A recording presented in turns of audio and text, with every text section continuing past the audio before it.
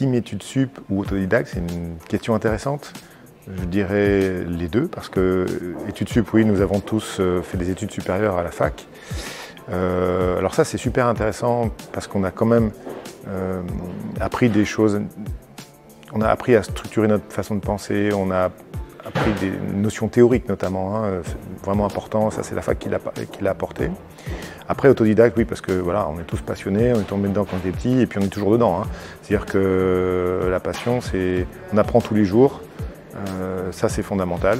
Et puis ça va tellement vite aujourd'hui qu'il faut apprendre en permanence quand on veut rester à la page et quand on veut travailler dans l'innovation et dans ce qu'il y a de mieux, bah, il faut vraiment travailler tout le temps.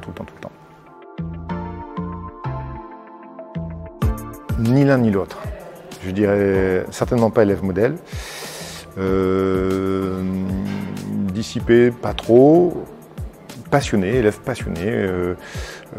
Bon, soit je m'intéressais au sujet, soit je m'y intéressais pas. Par contre, j'ai rencontré des profs tout à fait fantastiques, vraiment passionnants et qui ont su me faire passer leur savoir. Et ça, c'est toujours incroyable de rencontrer des personnes comme ça. Rebelle ou rangé? Alors, certainement pas rangé, mais pas rebelle non plus, parce que pour moi, rebelle, c'est une réaction.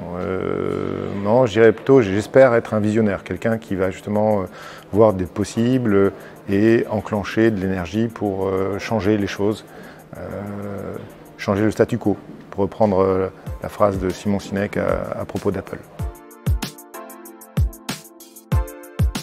Alors, un événement marquant, je me rappelle de cette fois où j'ai eu la chance de visiter au centre design de Renault. Souvent, on ne rentre pas, on ne voit pas ce que font nos clients au design avec nos produits parce que en fait, c'est confidentiel, donc on ne peut pas toujours voir et rentrer. Une fois, je suis rentré au service couleur et matière et il y a un grand plateau avec pas mal de personnes qui travaillent là avec des stations de travail. Et ce qui a été un peu marquant pour moi, c'est que j'ai vu toutes ces personnes qui travaillent sur nos produits. J'ai vu les écrans avec nos logiciels dessus et ils étaient en train de concevoir les véhicules de demain.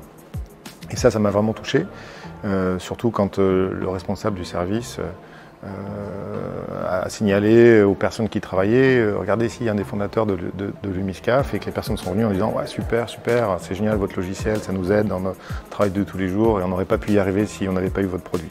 Donc ça a vraiment été quelque chose qui m'a touché et qui m'a renvoyé énormément d'énergie. Quand je suis rentré, j'ai partagé ça avec vos équipes et puis c'est vrai que c'est fantastique d'avoir ce genre d'expérience.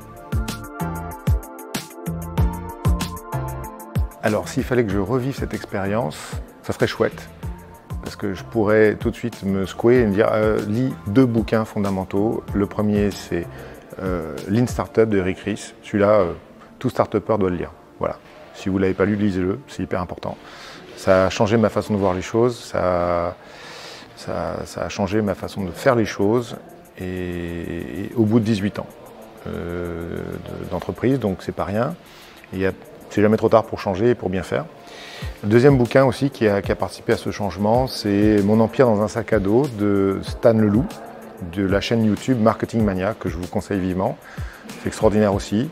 On pourrait croire au premier abord que c'est orienté youtubeur, mais non, ça touche tous les chefs d'entreprise et tous les domaines. Donc à consommer sans hésitation, à lire et relire pour comprendre les nuances et toutes les idées qui se cachent derrière ce très bon bouquin. Alors, si j'ai un conseil à vous donner, si vous décidez d'entreprendre, vraiment l'élément primordial, c'est d'être bien entouré. Voilà, parce qu'en fait, des moments de solitude, vous allez en avoir, des moments de fatigue, vraiment d'épuisement, vous allez en avoir, c'est évident, c'est sûr à 100%. Donc c'est vraiment la qualité de votre entourage qui va vous aider, vous soutenir, vous apporter un soutien émotionnel et psychologique qui va vraiment faire la différence et vous permettre d'affronter ces épreuves. Voilà, ça c'est essentiel.